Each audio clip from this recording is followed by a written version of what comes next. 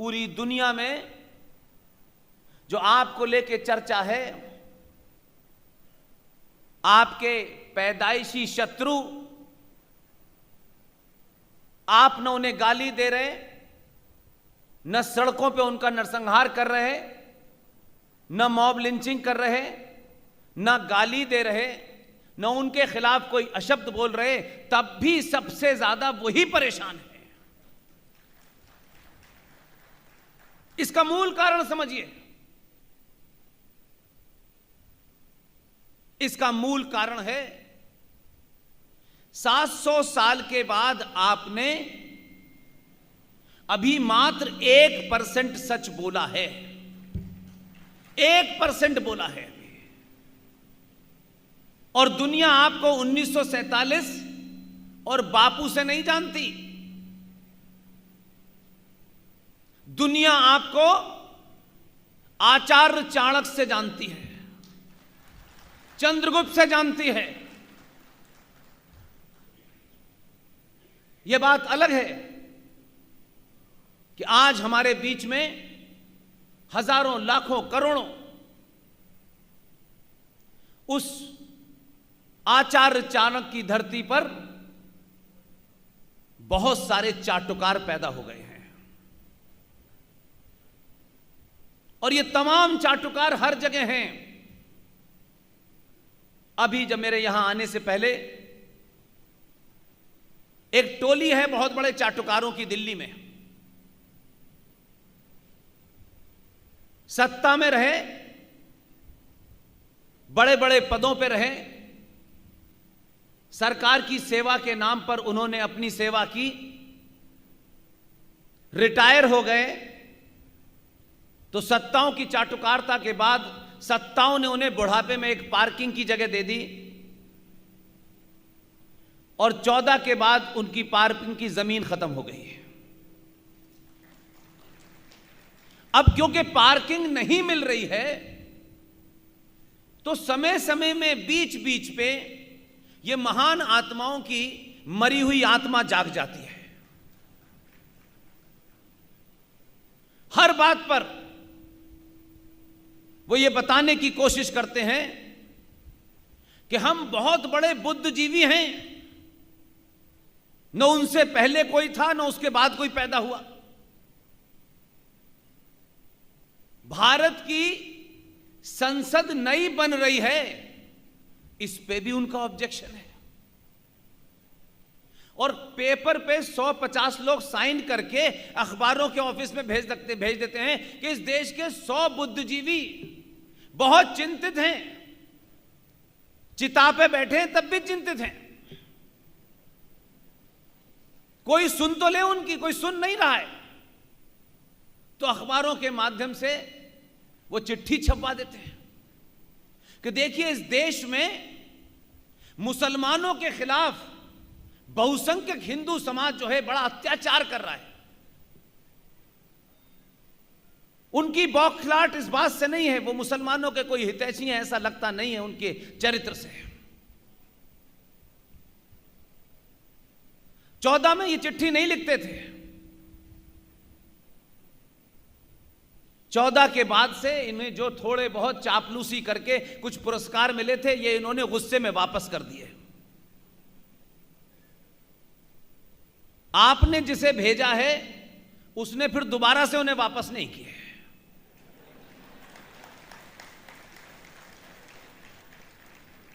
अब पुरस्कार जितने थे वो समाप्त हो गए, अब सिवाय अपने कपड़ों के अलावा और कुछ बचा नहीं। तो बीच बीच में उनकी कोशिश होती है कि कोई रिलेवेंस बनी रहे, तो उन्हें संसद भवन के अंदर भी हिंदुत्व दिखाई देने लगता है। 26 दिसंबर को बाल वीर दिवस मनाया जाए, इसमें भी सांप्रदायिकता नजर आती है। राम मंदिर के निर्माण में भी भारत टूटता नजर आता है। तो ये अब जिसे कहते हैं कि जब कोई दिया बुझता है तो जब वो अंतिम सांसें लेता है तो तेज तेज जलता है 5-7 मिनट के लिए।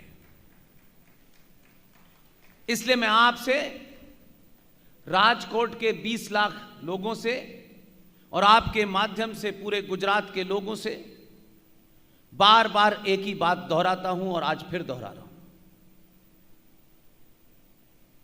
आपने जो पूरे देश को एक नई रोशनी दिखाई है, आपने जो ट्रेनिंग सेंटर खोला है, इस ट्रेनिंग सेंटर में आपने डॉक्टर को बुरे से बुरे ऑपरेशन का एक्सपर्ट बनाया है।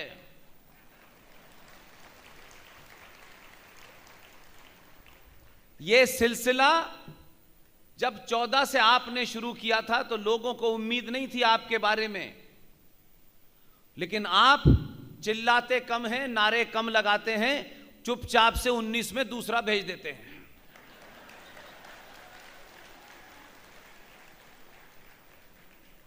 इसलिए इस सिलसिले को जारी रखना गुजरात के लोगों की जिम्मेदारी है। इसलिए कि 700 साल के इस गंदगी को 10 सालों में, 20 सालों में नहीं साफ किया जा सकता। और यहां जब आपका कार्यक्रम शुरू हुआ तो एक अद्भुत नजारा था। ये जो सनातन समाज है, ये कभी जड़ नहीं रहा, क्योंकि सनातन के बारे में बात करने से, कथा करने से पैसा नहीं मिलता। इसलिए कोई भी ऐसा काम मत करो जिसमें पैसा इन्वॉल्व ना हो। तो सनातन के बारे में जो सबसे ज्यादा भ्रम फैलाया है, हिंदुत्व के बारे में जो भ्रम फैलाया है, धर्म और मजहब के बारे में भ्रम फैलाया है, इसके लिए हम दोषी हैं। हमारी कायरता दोषी है। हमारे चाटुकार नेता और इस देश में हर चौराहे, गली गली पे हिंदुओं के ठेकेदार जिम्मेदार हैं। हमने बहादुर नहीं बनाया अपने बच्चों को, और इसके लिए जरूरी नहीं है कि बच्चे को आपको तलवार देके भेजना है। आपने अपने बच्चों को, युवाओं को सच बात बताई होती और वो दिमागी तौर के ऊपर उन सच बात पे अडिग हो जाते तो कई हजार तलवारों का सामना अकेला कर सकते थे। हमने धीरे धीरे अपने पुरुषार्थ को समाप्त किया और एक भौतिक दुनिया में जीने लगे। ज्यादा पैसा, ज्यादा सुख, यही हमारे विकास का पहचान बनी। यही हमें समाज में इज्जत दिलाती है कि आपके पास 10 गाड़ियां हैं, कितनी सोने की अंगूठियां हैं, कितनी हीरे की अंगूठियां हैं। हजारों साल का इतिहास उठा के देख लीजिए, हम कभी वस्त्रों से और श्रृंगार से नहीं जाने गए, हम अपने शास्त्रों से जाने गए। आपने शास्त्र पढ़ना छोड़ दिया तो आपके मन के अंदर सिर्फ भक्ति आ गई।